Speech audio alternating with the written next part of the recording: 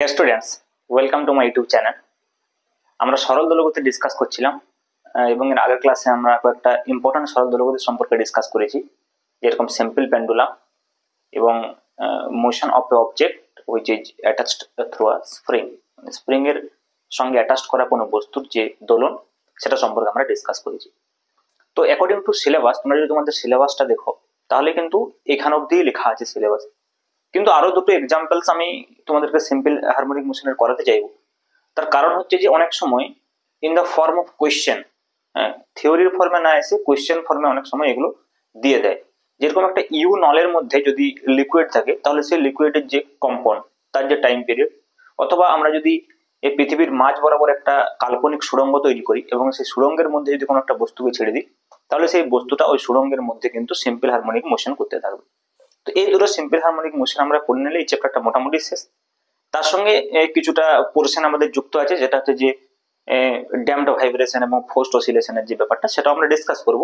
কিন্তু যদি আমরা শুধুমাত্র সিম্পল হারমোনিক মোশন বা ফ্রি ভাইব্রেশনের কথা বলি তাহলে এখানে এই দুটো টপিকস পড়ে রয়েছে। এই টপিকটা শুরু করার আগে আমি একটা কথা বলে নিই তোমাদেরকে। আমি লাস্ট ক্লাসে দুটো প্রবলেম দিয়েছিলাম, সেই প্রবলেমস গুলো তোমরা করেছো কিনা আমাকে একটু কমেন্টে জানিও। যদি না করে থাকো তাহলে আমাকে বলবে, আমি ডিসকাস করে দেবো। এর সঙ্গে সঙ্গে আর একটা নিউজ আমি তোমাদেরকে অ্যানাউন্স করতে চাই, যে তোমরা যদি আমার কাছে অনলাইন পড়তে চাও তাহলে আমাকে কন্ট্যাক্ট করতে পারো এই নম্বরে। আমার হোয়াটসঅ্যাপ নাম্বারটা তোমরা লিখে নাও, 7551892726। এই নম্বরে আমার সঙ্গে কন্ট্যাক্ট করতে পারো তোমরা যদি অনলাইন ক্লাস নিতে চাও, ক্লাস 11 বা ক্লাস 12। যে ক্লাস 11 এর ক্ষেত্রে সেমিস্টার 2 আমি স্টার্ট করব 15 জানুয়ারি থেকে, এবং 2 মাসের মধ্যে এটা ফিনিশ করব।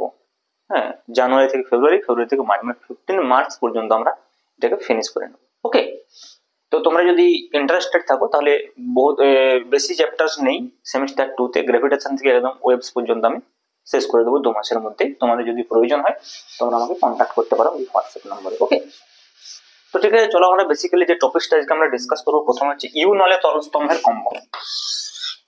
দেখো আমরা একটা ইউ নল নিয়ে নিই, ঠিক আছে। এই নলটার এই পোর্শনটার যা দৈর্ঘ্য যদি এল হয় তাহলে এই পোর্শনটার দৈর্ঘ্য সেম এল হবে।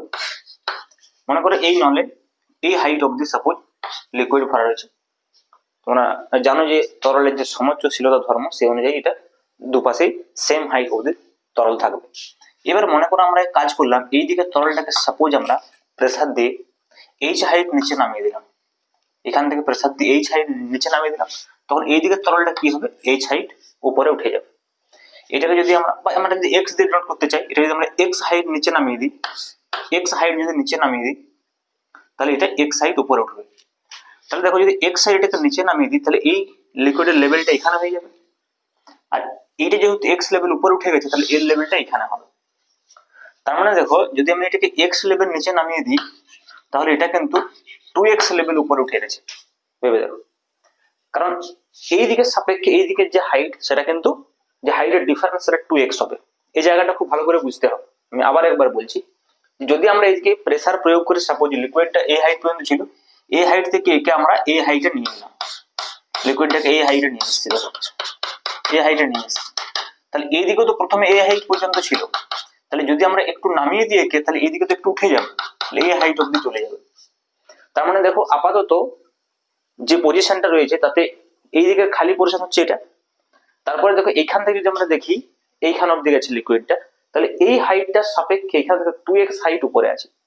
তার মানে দেখো এই যে লিকুইডটা একবার আমরা যে প্রেসার দিয়ে এইদিকে উঠিয়ে দিয়েছি x হাইট, মানে এর সাপেক্ষে 2x হাইট হয়ে গেছে। এখন এই 2x হাইটের যে লিকুইডটা রয়েছে সেই লিকুইডটার যে ওয়েট, সেই ওয়েটের জন্য এদিকে আবার ফোর্স প্রয়োগ করবে, যেটা আমাদের এখানে রেস্টোরিং ফোর্স হিসেবে কাজ করবে। এই ফোর্সটা কাজ করবে, সেই ফোর্সটার জন্য এই আবার এইদিকে উঠে যাবে, আবার এদিকে ফোর্স কাজ করবে, আবার এদিকে উঠে যাবে। এভাবে কি হবে, এই তরল স্তম্ভটা কম্পন শুরু হয়ে যাবে। তো আমাদেরকে রেস্টোরিং ফোর্স বের করতে গেলে, এখানে এফ এর মানটা বের করতে গেলে এই 2x হাইটের যে লিকুইডটা আছে তার ওয়েটটা বের করতে হবে। তাহলে দেখো সেই ওয়েটটা কত হবে, ওয়েট মানে আমরা কি জানি, মাস ইনটু গ্র্যাভিটেশনাল অ্যাক্সিলারেশন।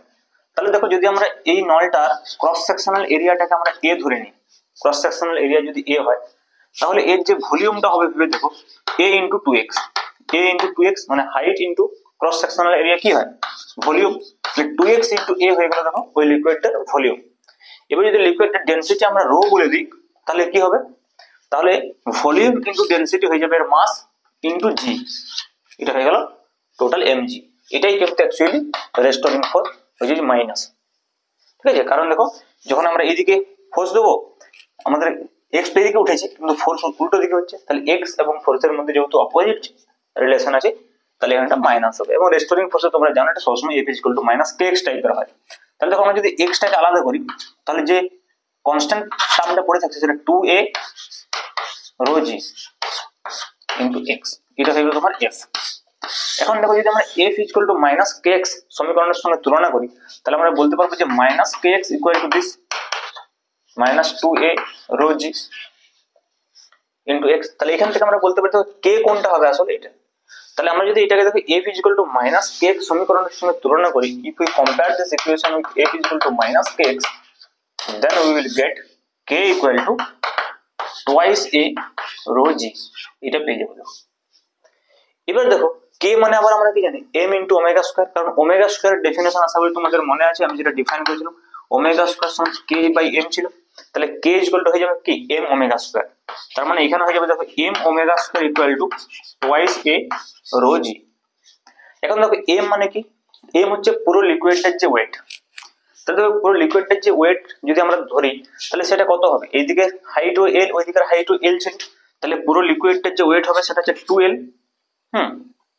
ইনটু এই হাইট হয়ে গেল 2l মানে দৈর্ঘ্য ইনটু প্রস্থের ক্ষেত্রফল সেম হবে ইনটু রো, তাহলে এটা হলো মাস ইনটু জি।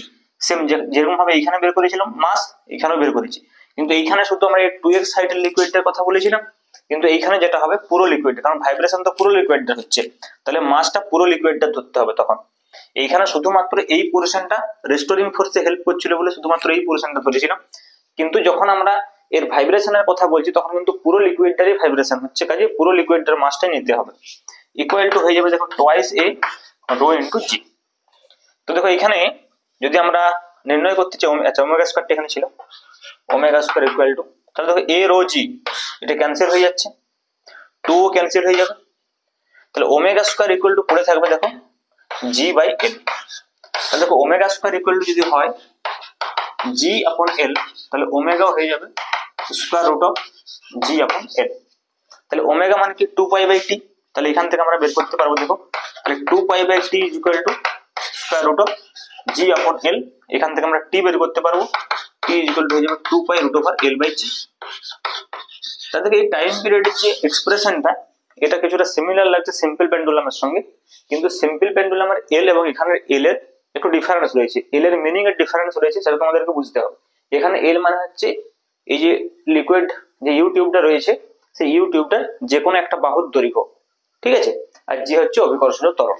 তো এইটা হচ্ছে যে আমাদের টাইম পিরিয়ড। যদি তোমাকে এই ধরনের কোশ্চেন দেয়, যদি এই ধরনের কোশ্চেন এখন ডাইরেক্ট দিবে না যে ইউনলে তরল স্তম্ভের কম্পন হলে টাইম পিরিয়ড নির্ণয় করো, ওরা এজ এ প্রবলেম এটাকে ডিটেলস ডিসকাস করে তোমাকে এজ এ প্রবলেম দেবে, যেরকম একটা ইউ নল আছে, ইউ নলের মধ্যে যে লিকুইড আছে তার ঘনত্ব এল দেওয়া আছে, হ্যাঁ রো দেওয়া আছে, তার দৈর্ঘ্য এল দেওয়া আছে।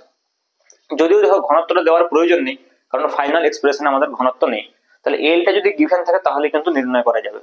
ওকে, তো এইভাবে ওরা একটা প্রবলেম হিসেবে তোমাকে এটা দিতে পারে। সিমিলারলি আরেকটা ইম্পর্টেন্ট প্রবলেম আমরা দেখবো একই রকম টাইপের, যেটা হচ্ছে যদি আমরা পৃথিবীর মাঝ বরাবর একটা সুড়ঙ্গ তৈরি করি, ঠিক আছে, পৃথিবীর মাঝ বরাবর যদি আমরা একটা সুড়ঙ্গ তৈরি করি তাহলে সেখানে যদি একটা বস্তুকে ছেড়ে দেওয়া হয় সেই বস্তুটাও কিন্তু সরল দোলগতি সম্পন্ন করবে। ব্যাপারটা কিরকম না, সাপোজ মনে করো এটা হচ্ছে পৃথিবী, ঠিক আছে, এর মাঝ বরাবর যদি আমরা একটা সুড়ঙ্গ তৈরি করি এইভাবে মাঝ বরাবর মনে করো একটা সুড়ঙ্গ তৈরি করে দেওয়া হলো, মানে পৃথিবীটা দুভাগে ভাগ হয়ে যাবে। বাস্তবে তো এটা সম্ভব নয়, আমরা ইমাজিন করতে পারি এরকম একটা কেস সিচুয়েশন। এটা হচ্ছে সেন্টার। এবারে মনে করো একটা বস্তুকে এখানে ছেড়ে দেওয়া হয়েছে, কোনো এক মুহূর্তে বস্তুটা এখানে আছে, মানে সেন্টার থেকে মনে করো এক্স ডিস্টেন্সে আছে, সেন্টার থেকে এক্স ডিস্টেন্সে আছে। তাহলে যখন বস্তুটা এখান থেকে সেন্টার থেকে এক্স ডিস্টেন্স আছে তখন এর উপরে যে ফোর্সটা কাজ করবে এদিকে রেস্টোরিং ফোর্স, তাহলে এইখানে যদি মনে করো অভিকর্ষ ত্বরণ হয়ে যায় জি ড্যাশ, তাহলে ওর উপরে যে রেস্টোরিং ফোর্সটা কাজ করবে সেটা F equal to minus m g dash, এটা হয়ে যাবে রেস্টোরিং ফোর্স। এখন দেখো জি ড্যাশ কত, জি ড্যাশ কত, জি ড্যাশ ইকুয়াল টু দেখো অ্যাকচুয়ালি আমরা জানি যে পৃথিবীর পৃষ্ঠ থেকে যদি মনে করো ডিস্টেন্সটা হয় ডি, সাপোজ ডি, তাহলে এইটা হয়ে যায় জি ড্যাশ সমান জি ইন্টু 1 মাইনাস ডি বাই আর। এটা আমরা অলরেডি জানি, এটা আমাদের এক্সপ্রেশন যে ডি গভীরতায় অভিকর্ষ ত্বরণ কত হবে। কিন্তু দেখো যদি আমরা বলি যে পৃথিবীর যে ব্যাসার্ধ সেটা হচ্ছে যে ক্যাপিটাল আর, তাহলে ক্যাপিটাল আর হচ্ছে ডি প্লাস এক্স নয় কি, ক্যাপিটাল আর হচ্ছে আসলে ডি প্লাস এক্স, তাহলে এখানে আমরা ডি নির্ণয় করতে পারবো যেটা হচ্ছে আর মাইনাস এক্স, আর মাইনাস এক্স হচ্ছে ডি। তাহলে দেখো ডি এর জায়গায় যদি আমরা আর মাইনাস এক্স লিখি তাহলে জি ড্যাশ হয়ে যাবে জি ইন্টু 1 মাইনাস আর মাইনাস এক্স আপন আর। এটা যদি আমরা একটু এক্সপ্রেশনটাকে সলভ করি 1 মাইনাস দেখো আর বাই আর 1 হয়ে যাবে, মাইনাস মাইনাসে প্লাস এক্স বাই আর, তাহলে এটা কেটে গেল, তাহলে এটা শুধুমাত্র জি বাই আর ইন্টু এক্স হয়ে যাবে। তাহলে দেখো সিমিলারলি এখানে যদি আমরা সেটা পুট করে দিই ভ্যালুটা, তাহলে x equal to minus m into g upon r into x. তার মানে এই যে অংশটা দেখো F equal to minus k x এর সঙ্গে যদি কল্পনা করি বা তুলনা করি তাহলে এম ইন্টু জি আপন আর, এই এক্সপ্রেশনটা হচ্ছে কে। তাহলে আমরা বলতে পারি এর কে ইকুয়াল টু, দেখো আমরা পেয়ে গেলাম এম জি আপন আর, আর একবার যদি আমরা কে পেয়ে যাই তাহলে আমরা ওমেগা পেয়ে যাবো। কারণ কি, কারণ এই কে হচ্ছে যে এম ওমেগা স্কয়ার, তাহলে m omega square equal to m into g by r হয়ে গেল, তাহলে এম এম ক্যান্সেল হয়ে যাবে, তাহলে omega square equal to g by r. তাহলে এখান থেকে আমরা ওমেগা পেয়ে যাবো, তাহলে ওমেগা ইকুয়াল টু হয়ে যাবে square root of g by আর।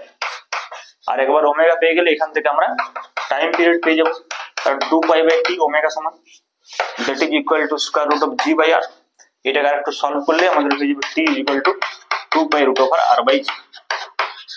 দেখো আমি আগেই বলেছিলাম যে এই যে এক্সপ্রেশনটা t equal to 2 pi root over r by g, এই এক্সপ্রেশনটা তোমরা কিন্তু মনে রাখবে। এই এক্সপ্রেশনটা অনেক জায়গায় আসে, এর আগে কোথায় এসেছিল, এর আগে আমরা সিম্পল পেন্ডুলাম যখন ডিসকাস করেছিলাম তখনও আমি বলেছিলাম যে ইনফাইনাইট দৈর্ঘ্যের যদি কোনো সিম্পল পেন্ডুলাম হয় তার টাইম পিরিয়ড হয়েছিল এটা t equal to 2 pi square root of r by জি।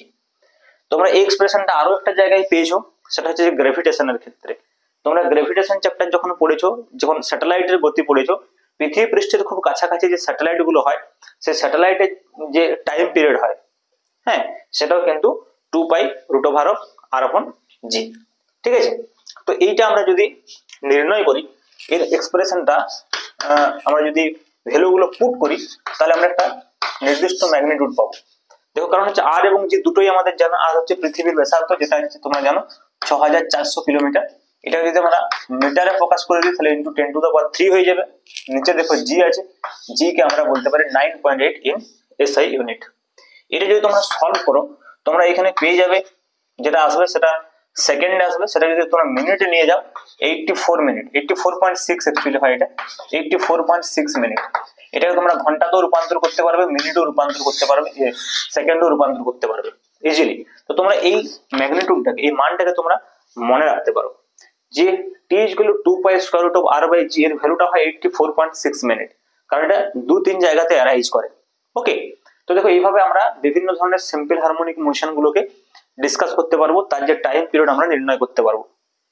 তো এখানে বেসিক তোমরা যে আমরা যদি আগের ক্লাসটা দেখেছো এবং এই ক্লাসটা যদি দেখছো তাহলে দুটো চারটে সিম্পল পেন্ডুলাম সিম্পল হারমোনিক মোশনের এক্সাম্পল আমি নিয়েছি, যেখানে প্রতি ক্ষেত্রে আমরা টাইম পিরিয়ড নির্ণয় করেছি। এবং টাইম পিরিয়ড নির্ণয় করতে যে যেটা আমরা দেখেছি বেসিক্যালি যে আমাদের যে প্রসিডিওরটা রয়েছে সেটা কিন্তু সেম। কি প্রসিডিওর, আমরা ফার্স্ট দেখো ট্রাই করছি রেস্টোরিং ফোর্সটাকে নির্ণয় করার, তারপর কি করছি রেস্টোরিং ফোর্সটাকে f equal to minus k x এর সঙ্গে কম্পেয়ার করে কে এর ভ্যালুটা ওখান থেকে বের করে নিচ্ছি, তারপরে k equal to m omega square set করে দিচ্ছি, ওখান থেকে ওমেগা বের করে নিচ্ছি, তারপর omega equal to 2 pi by t করলে ওখান থেকে টাইম পিরিয়ড বেরিয়ে যাবে। যদি তোমাদেরকে ফ্রিকোয়েন্সি নির্ণয় করতে হয় তাহলে জানো ফ্রিকোয়েন্সি এবং টাইম পিরিয়ডের মধ্যে যে relation n equal to 1 by t, এখান থেকে তোমরা ফ্রিকোয়েন্সিও চাইলে নির্ণয় করে নিতে পারবে। তো এইভাবে তোমরা সিম্পল হারমোনিক মোশন চ্যাপ্টারটা পড়তে পারো এবং তোমাদের পুরো চ্যাপ্টারটি আমি ডিসকাস করে নিয়েছি। সিম্পল হারমোনিক মোশনের কথা যদি বল, এরপরে আমাদের যে ড্যাম্পড ভাইব্রেশন এবং ফোর্সড ভাইব্রেশনের কথা আছে, বেসিক বিষয়গুলো আছে সেগুলো আমরা ডিসকাস করে নেবো এবং তার মাঝখানে আমি কয়েকটা প্রবলেমস তোমাদেরকে আরো এই চ্যাপ্টারে প্র্যাকটিস করাবো নেক্সট ক্লাসে। ওকে, এবং যে দুটো প্রবলেম আমি দিয়েছিলাম আগের ক্লাসে সেগুলো তোমরা চেষ্টা করবে। আর যদি তোমরা চ্যানেলে নতুন হয়ে থাকো তাহলে অবশ্যই চ্যানেলটাকে সাবস্ক্রাইব করে দিও। আর যদি তোমাদের মনে হয় যে তোমরা আমার কাছে অনলাইন পড়তে চাও তাহলে আমাকে কন্ট্যাক্ট করো হোয়াটসঅ্যাপে। ওকে, আজকের মতো এইটুকুই থাক, থ্যাংক ইউ।